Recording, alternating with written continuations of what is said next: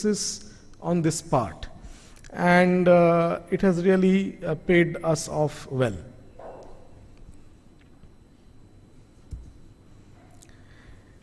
In terms of protection and exclusion, when you show the company that it has the capability of building an IP portfolio, whether and particularly in the areas of technical IP like patents and designs and all, I think it gives the confidence, and it also brings the faith in IP as an asset, apart from the awareness initiatives and apart from the risk avoidance part.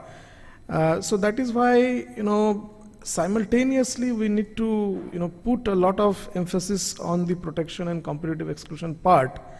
And in our case, like I had to mention yesterday also, when Raj and Anand were grilling us in a panel about similar questions, that yes, by doing things simultaneously, we have also been able to, jumpstart and leapfrog the IP creation and protection activity to a great extent, which is like in the last 5 years it has more than doubled.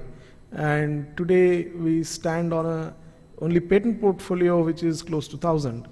And trademark portfolio, of course, it's going on in our company in a traditional historical way, and there also we have a couple of thousands, but that's not very new. But the patent portfolio building is pretty new.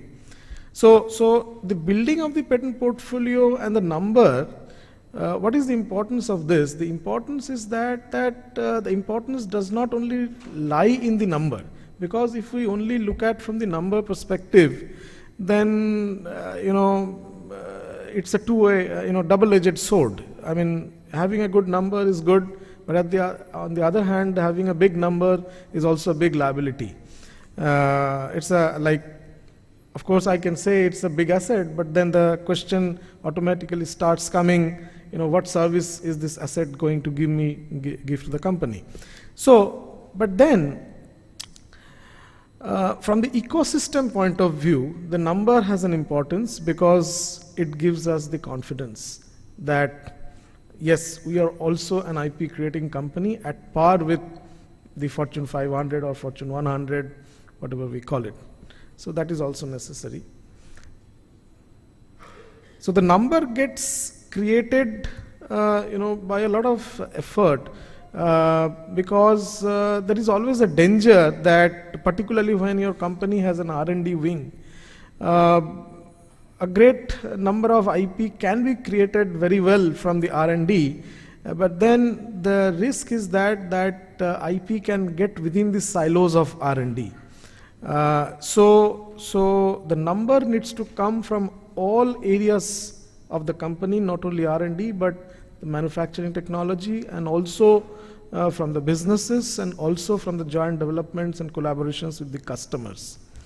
So I think that is very important, that we teach every wing of the company about the charm of creating IP. It has to be more of a kick, not always looking at the gain in cash or ROI or payback and all that. So first we need to bring that kick in the minds of people. Coming to awareness, I think awareness is a very big thing. It has got lots of layers like an onion, but then we need to select, where we need to focus our attention. I think from our experience, we have seen that we have rather focused our attention on the techno-legal part of the IP awareness, and that has helped us in developing the ecosystem faster.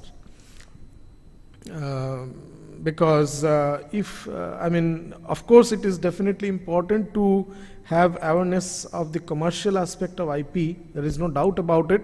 But then I think when we are creating an ecosystem from that point of view, the commercial aspect generally or probably comes later.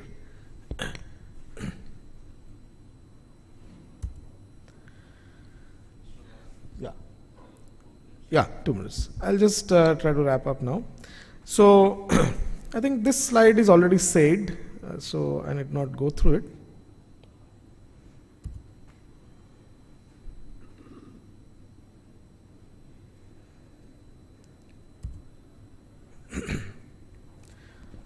So I think I'll just try to conclude by saying a few things again about how we have created the environment of IP capture, conversion, and protection. I think we have what we have tried and kind of succeeded is to bring the association from not only R&D but legal, business, R&D, and manufacturing together. That is what is most important. And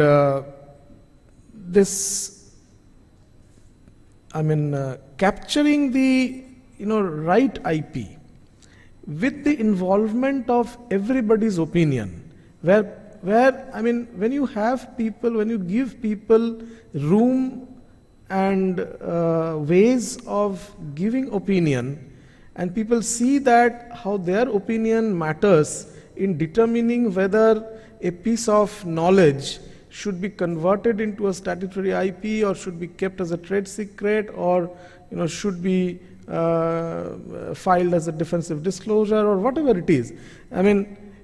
What is more, ultimately a decision will be taken, but the decision is not the most important thing.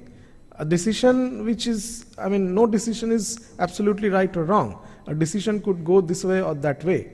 But what we try to do is that through the decision-making process, we want to bring the people together. So basically, decision-making is not just for the sake of decision-making. Decision-making process is rather a strategy of creating an IP ecosystem where, apart from business, apart from the monetary goals, and apart from the commercial and manufacturing activities, this IP decision-making process is another very big platform where the key leadership from all functions come together frequently, join their hands, and take certain decisions strategically for the company. And I think with that I would like to conclude, because as per our experience, creating the association and creating that platform around IP just as a strategic tool is most important part in creating the ecosystem. Thank you.